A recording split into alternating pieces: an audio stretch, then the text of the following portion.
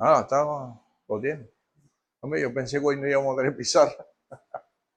Bueno, para hablar de la oración, yo voy a utilizar dos pasajes, en Lucas y en Mateo. Voy a usar dos pasajes porque, aunque los dos dicen exactamente lo mismo, pues uno enriquece más la enseñanza que otro, da más detalle. Por eso voy a usar el libro de Lucas, capítulo 11, y el libro de Mateo, capítulo 6. Son los dos pasajes, así que pueden tener Biblia o teléfono en la mano listo con Lucas 11 y Mateo 6. Y Lucas 11 empieza así. Aconteció que estaba Jesús orando en un lugar, y cuando terminó, uno de sus discípulos le dijo: Señor, enséñanos a orar, como Juan enseñó a sus discípulos.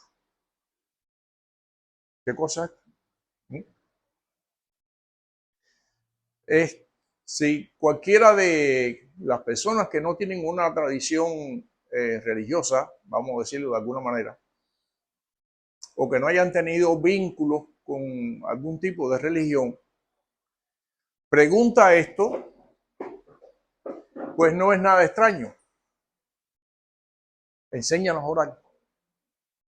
Pero que se lo pregunten los discípulos de Jesús, que todos eran hebreos, o judíos, como usted quiera llamarle. La categoría judío, entre comillas, significa la más casta y pura descendencia hebrea, porque por razones históricas que otro día se los explico, y muchos conocemos, la mayoría de los judíos, sin mezcla con otras culturas, se concentraban en Judea, y de ahí la palabra. Bueno, es un detallito aparte. Pero que personas como los discípulos de Jesús le preguntaran a su maestro: enséñanos a orar, nos llama un poco la atención. Porque los judíos, desde que nacen, están viendo al papá de la familia sentado a la mesa, dando gracias a Dios por los alimentos y repitiendo textos de la Torá. O sea que suena como un poco raro. Suena como un poco raro, como así Juan enseñó a sus discípulos, dice uno de sus discípulos que no menciona quién lo dijo, quién lo preguntó, pero que sí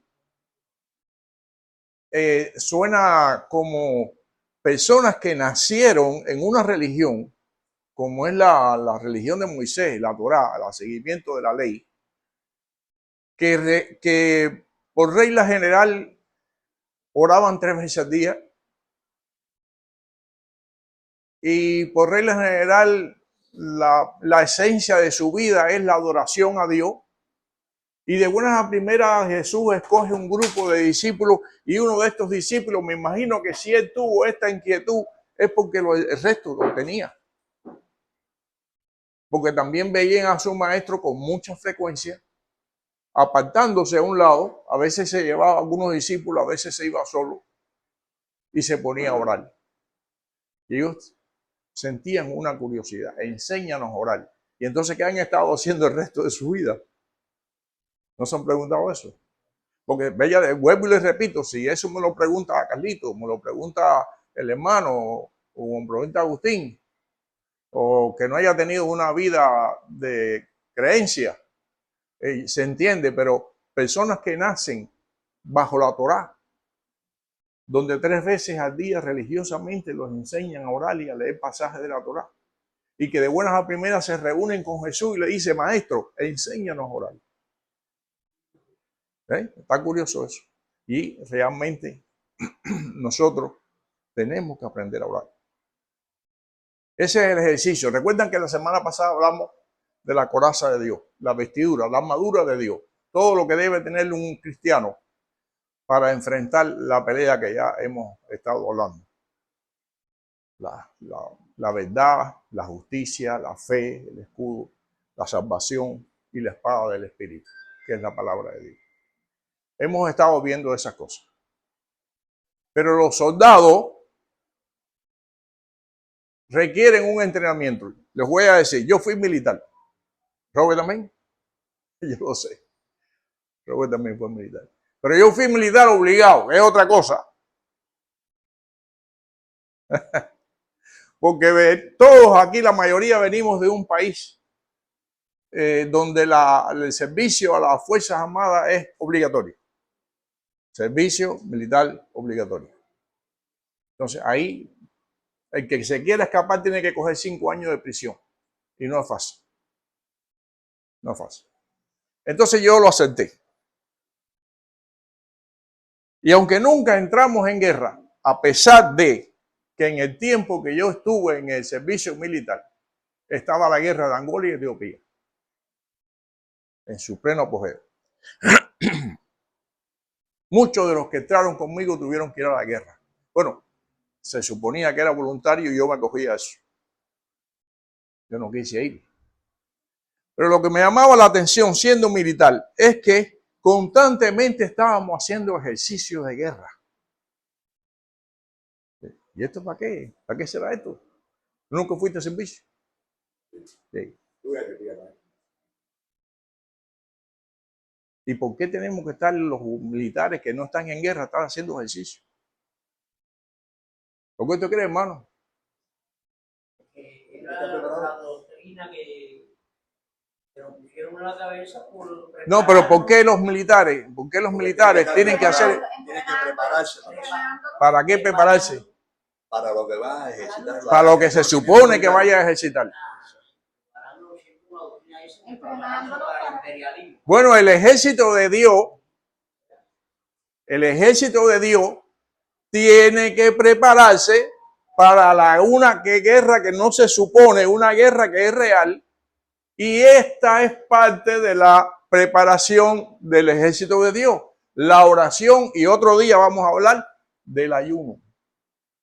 Los ejercicios de ese guerrero que yo pinté aquí, bueno, más pinté el domingo pasado, y lo vestí, le puse armadura y le puse una espada en la mano.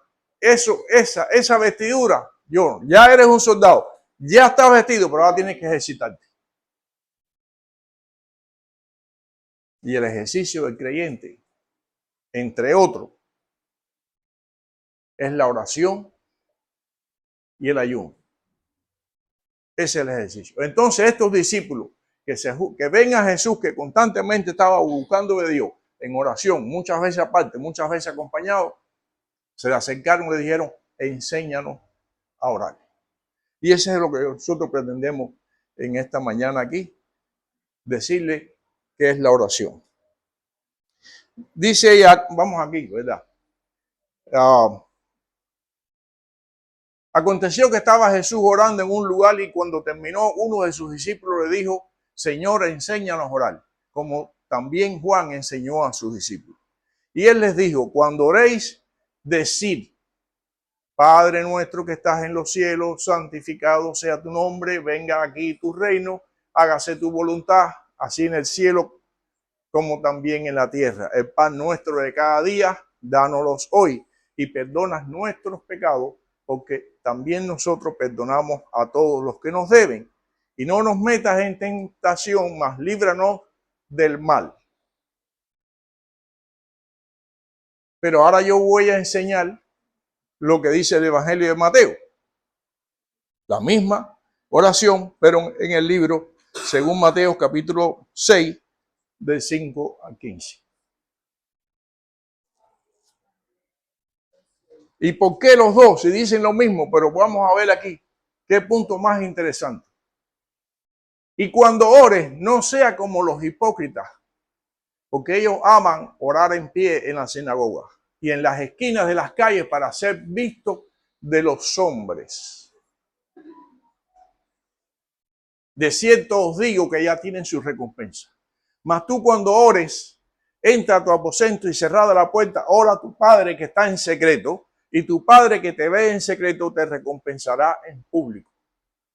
Y orando, no uséis vanas repeticiones como los gentiles que piensan que por su palabrería serán oídos. No hagáis pues semejantes a ellos, porque vuestro Padre Celestial sabe de qué cosas tenéis necesidad antes que vosotros se las pida. ¿Hay alguna contradicción aquí? Yo tuve un pariente, una familia que apreciábamos mucho. Y como la mayoría de los cubanos teníamos unas costumbres católicas. Porque eso es lo que nos enseñaron nuestros padres y nuestros abuelos, y etcétera, etcétera. Y entonces, ¿qué te enseñan? Te enseñan que tú cuando vayas a orar, por ejemplo, dice, padre, he cometido una falta. Y lo está diciendo al cura que está metido en una cajita ahí que tú no lo ves. Y él te dice, reza 3 Padres Nuestros. ¿No lo ha dicho? O reza 4 Ave María o lo que él te mande. ¿Y qué es lo que está mandando a hacer? Te está mandando a hacer repeticiones. Eso no es oración. Repeticiones. Entonces, pero ¿cómo es que Jesús dice, cuando ores digas esto? Digas el Padre Nuestro. Por cierto, en ninguna parte aparece la Ave María. Ave María significa sálvanos, María. Y María no, estos saben bien que María no es la que salva. ¿Quién es el que salva? Jesucristo. Ave María en el antiguo idioma italiano significa sálvanos, María.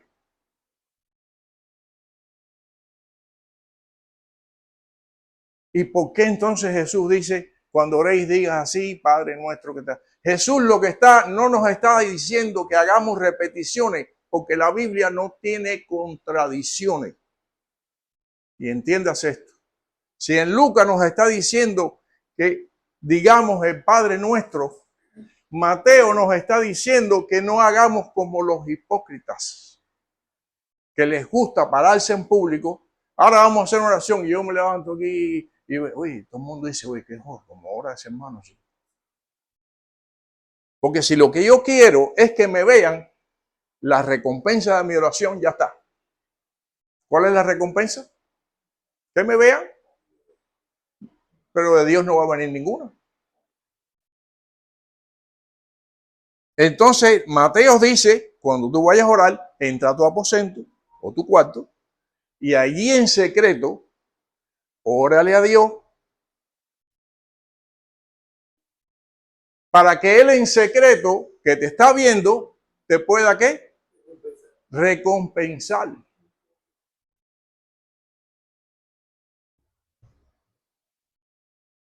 Hermano, perdón, yo entiendo lo que me enseñaron, que orar no es más que hablar con Dios. Y es como usted dice, cuando nos encerramos en nuestro aposento, cerramos la puerta, lo hacemos a solas, ahí le decimos al Señor, oramos, como dice usted, sin vanas peticiones.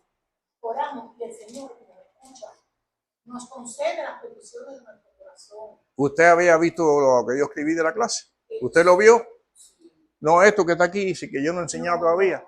Hey, ¿cómo ella sabe que yo iba a decir eso ahora? Porque Dios es un solo espíritu, mi hermano. ¿Y cómo usted sabía que yo tenía esto escrito y le iba a decir? Porque yo iba a decir a continuación que orar es hablar con Dios. Mira Agustín cómo se ríe. ¿Usted también lo sabía, Agustín? Orar es hablar con Dios, pero hablar con Dios tiene regla y eso fue lo que nos enseñó Jesús, eso fue lo que Jesús enseñó a sus discípulos y eso es lo que Jesús nos está dejando en la Escritura para que aprendamos a leer entre líneas. No es leer por leer, no es repetir por repetir el Padre Nuestro, no es decir literalmente lo que está ahí, sin pensar en lo que estamos haciendo. Porque lo que dice el Padre Nuestro, y vamos otra vez a donde usted quiera, Lucas Dice lo mismo. Lucas 11:2. Y cuando oréis, decid. Y ahora aquí vamos a estar haciendo corte con cada frase, para que entiendan por qué esto es un patrón, no una repetición. Y un patrón son las cosas por las cuales usted tiene que guiarse para hacer esto o aquello. ¿Cuánto hemos comprado cualquier aparatico electrónico en la tienda? Creo que todos hemos comprado un teléfono, un aparatico que muele y eso. Y todas esas cosas que compramos eléctricas o electrónicas tienen adentro de la cajita, ¿qué tienen? Un manual. Y dice, quiere cuando vayas a usar esto, primero sesionate que esto y lo otro y ponle por allá, pégalo a la corriente, ten cuidado, no meta la mano aquí. Eso es un patrón. La oración de Jesús en el libro de Lucas y el libro de Mateo es un patrón.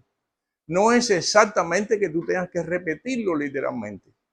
Porque orar es hablar con Dios. Pero esa conversación tiene un patrón. No es lo mismo que yo me acerque aquí a donde está el hermano Elizardo. Pero yo, oye, tú sabes lo que yo vi cuando venía para acá. Vi esto que en la esquina me salió un chichiricú y yo lo dejé pasar. Pero y al doblar me encontré una gallina aprieta.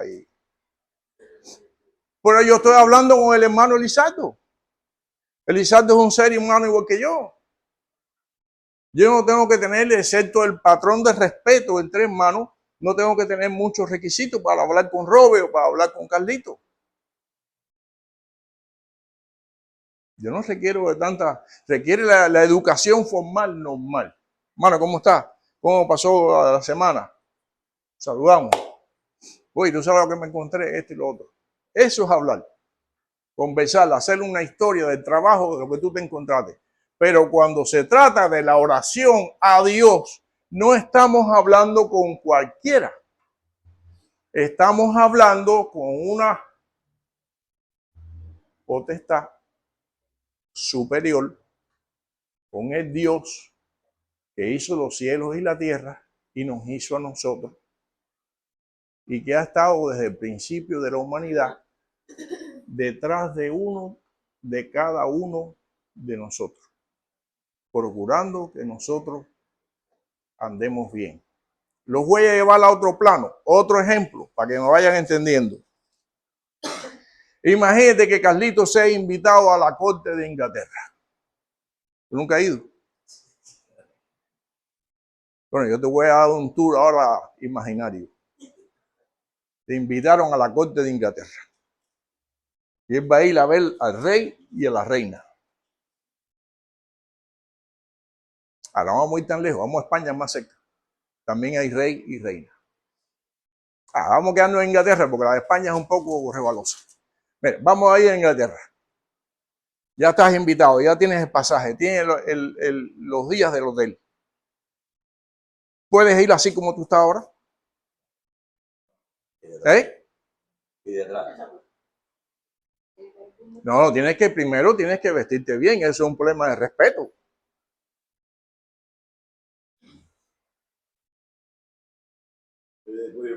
Y cuando llega Carlito, a donde está el rey, le dice, hacer que volá, ¿cómo te va la cosa? ¿Tú lo harías así con el rey? ¿Usted lo haría, Agustín, así con el rey? No, hay su protocolo. Porque él representa al pueblo inglés.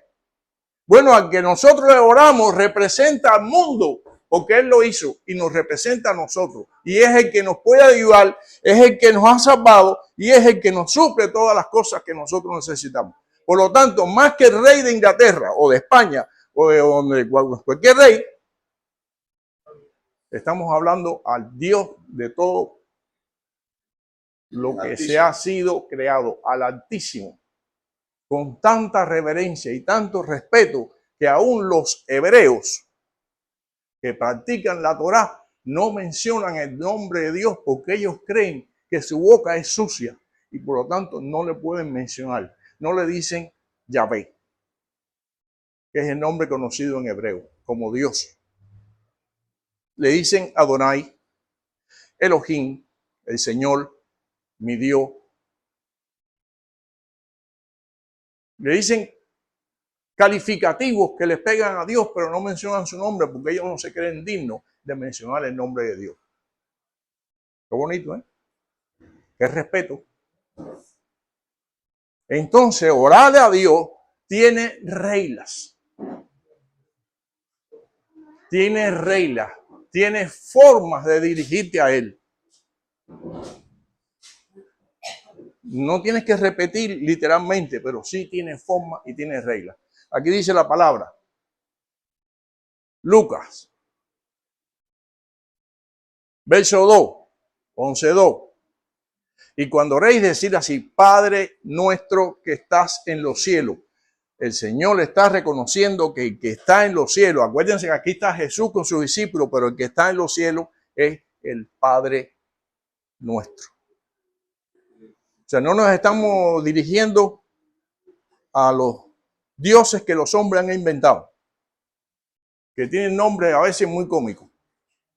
No nos estamos dirigiendo al rey de Inglaterra, ni de España. Nos estamos dirigiendo al Padre de todas las cosas creadas. Padre nuestro que estás en los cielos. Toda oración debe empezar así. Padre nuestro, Señor nuestro. Padre nuestro que estás en los cielos. Y reconociendo inmediatamente quienes... Yo voy a decir, a ver, voy a poner un ejemplo más fácil. Estoy hablando contigo. Contigo. Y ahí atrás hay una pila de gente mirando. ¿Con quién está hablando él? Estoy hablando contigo. Y todo el mundo me dice, ¿quién? Hay mucha gente. No, Agustín. Entonces Agustín dice, ahora es conmigo, los demás se quedan tranquilos. Padre nuestro. Nos estamos dirigiendo a Dios, no a otro cualquiera. No a alguien que haya inventado un ser humano. Nos estamos dirigiendo a Padre nuestro. ¿Ve? Y entonces reconocemos inmediatamente que Él es un Dios santo. Por eso Jesús le dijo, cuando oren y se dirijan a nuestro Padre, díganle, santificado sea tu nombre. Porque ahí estamos reconociendo la santidad de Dios. Única, exclusiva. No comparable con nadie. Ni con ángeles, ni con hombres, ni con nadie. Porque dice la Escritura en otra parte que los ángeles son inferiores a Dios, superiores al hombre. Santificado sea tu nombre. Venga aquí tu reino. Reconocimiento de que necesitamos en nuestras vidas la autoridad de Dios.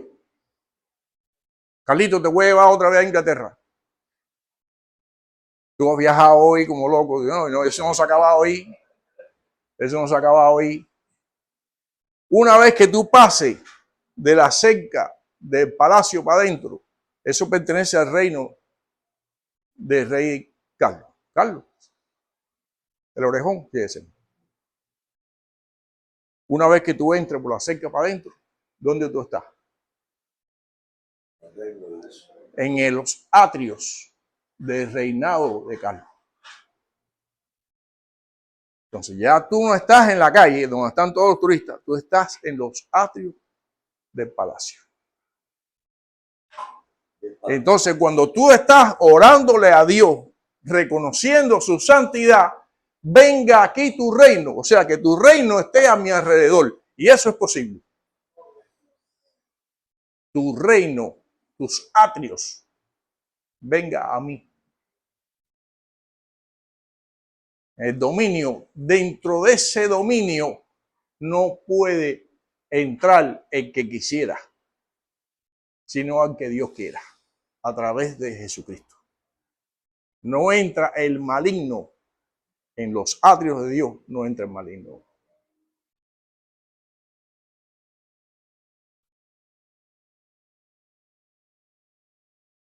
Venga aquí tu reino y hágase tu voluntad.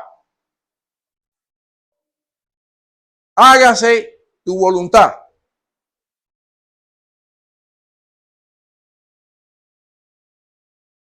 Hágase la voluntad de Robertico, de la esposa. Dice ella que no. Vayan entendiendo que si nosotros estamos sujetándonos a Dios, no estamos pidiendo nuestra voluntad. Si aprendemos a orar, estamos sujetándonos a la voluntad de Dios, y a veces la voluntad de Dios es negativa a nuestra petición. Yo me he preguntado muchas veces, ella es testigo,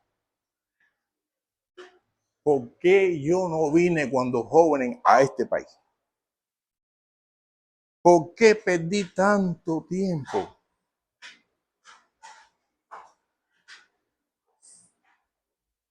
Yo quisiera preguntarle, pero por alguna razón mi deseo no fue cumplido. Yo no lo entiendo todavía. Quizás un día le pueda preguntar, no sé. Pero yo no entiendo por qué yo no pude venir joven para acá. Y batallé y no entiendo. Porque hay cosas que aunque no las entendemos son mejores para nosotros. Por eso en la oración está incluida, hágase tu voluntad. No la mía. Hágase tu voluntad. Así en el cielo como en la tierra. Hágase tu voluntad. El pan nuestro de cada día, dánoslos. Y quiero subrayar, no, aquí no puedo subrayarlo, pero sería bueno que yo pudiera hacer así. Y marcarle esto. El pan nuestro. La comida básica de todas las culturas es el pan. Agustín, menos los cubanos. La comida básica de nosotros es el arroz con frijoles. Pero en todas las culturas, la comida básica es el pan. Y el pan es el alimento, en algunos lugares, más barato que existe.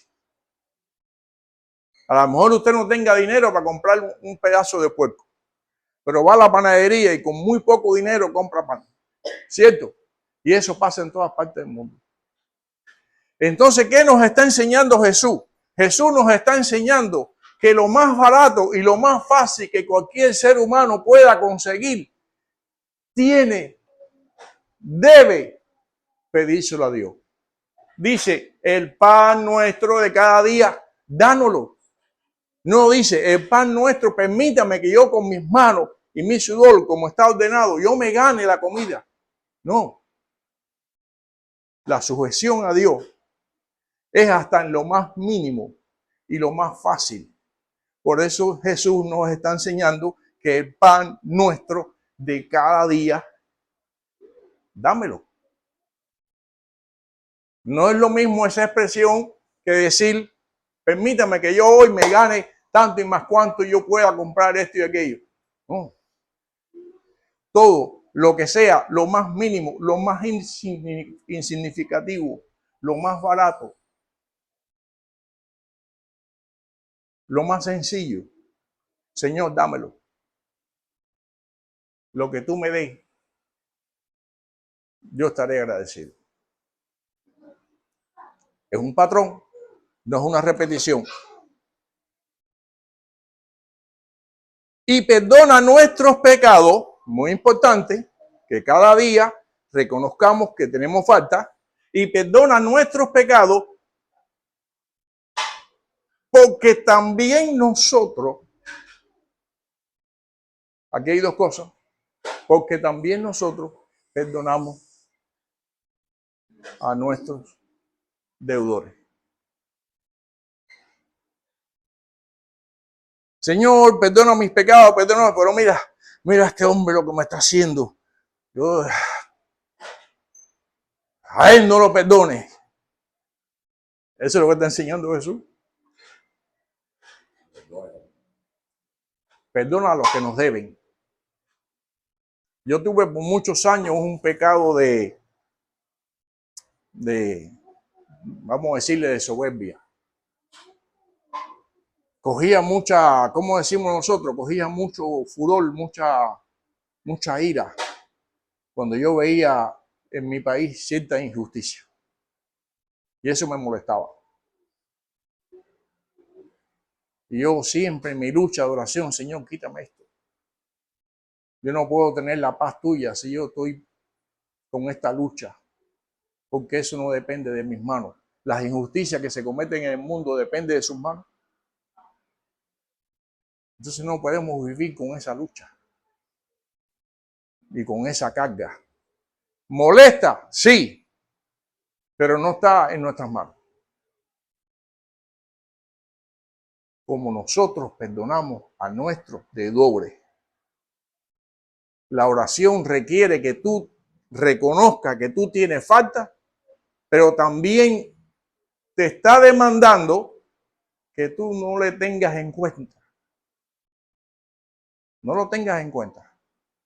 Jesús, cuando estaba en la cruz, todos conocemos ese pasaje. Había ahí gente injuriándole y el otro maldiciéndole. Y el otro decía que estaba en la cruz, igual que él decía, si es verdad que tú eres hijo de Dios, sálvate a ti mismo y sálvanos a nosotros. ¿No oyeron ese pasaje? Y otros le azotaban y otros le escupían y decían, y él dijo, Señor, consume a toda esta gente, dijo Jesús. Perdónalo. Porque ellos no saben lo que están haciendo. Entonces nuestra oración de arrepentimiento por nuestros pecados incluye que nosotros perdonamos a nuestros deudores. Y vamos a Mateo. Voy a terminar esto. Voy a pararlo ahí y voy a terminar con Mateo. Mateo 6, de 5 al 15. Sí. Ahí está. Al final. Seguimos, baja, sigue bajando. Vosotros oréis así, no nos metas en verso 14. Porque si perdonamos a los hombres sus ofensas, Mateo 6, 14, porque si perdonamos, esto no es parte de la oración, esta es la explicación del resultado que tiene pedir perdón y perdonar a los demás. Eso trae un resultado. Verso 14 dice, porque si perdonamos a los hombres sus ofensas, os perdonará también a vosotros vuestro Padre Celestial. ¿Usted sabe que cometió una falta y está pidiendo perdón? Si usted quiere perdón de Dios, perdona a su deudor. Usted quiere ser perdonado, yo también. Pero no tenga rencor en su corazón por nadie. Esas son las reglas de la oración. Padre, enséñanos a orar. Y no es vanas repeticiones, no es repetir y repetir. Es hablar con Dios con estas reglas. Reconocer que Él está en los cielos, reconocer que Él es Dios sobre nosotros, reconocer que Él reina, que reconocer que Él nos puede ayudar en lo más mínimo. Necesitamos la ayuda de Dios de lo más mínimo. Dependemos de esa ayuda, eso.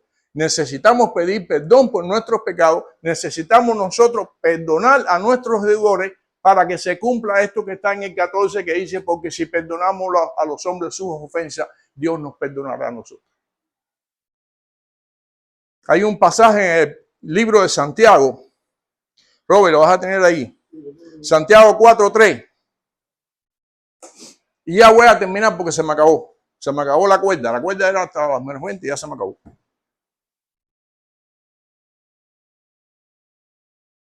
Pedid y no recibid, porque pedís mal para gastar en vuestros deleites. Dice Santiago que sí pedimos, nos pasamos el día pidiendo, pero no recibimos. porque pedimos mal. Bueno, yo creo que pedir mal es no llevar este patrón.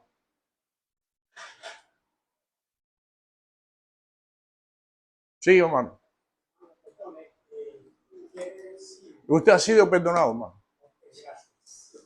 Quiere decir que si usted mencionó el equipo que sea pequeño, grande, que trae un manual, pero violamos esa información, Esa regla del manual. violamos esa regla del manual. Es posible que pasemos tremendo trabajo, porque al final de la historia nos equivocamos, volvamos otra vez, desarmémoslo y veamos el manual. Perdimos mucho tiempo. Quiere decir que Sin contar que el equipo que estamos armando se nos puede romper. ¿Eh? Porque no seguimos el manual. Que el Señor les bendiga.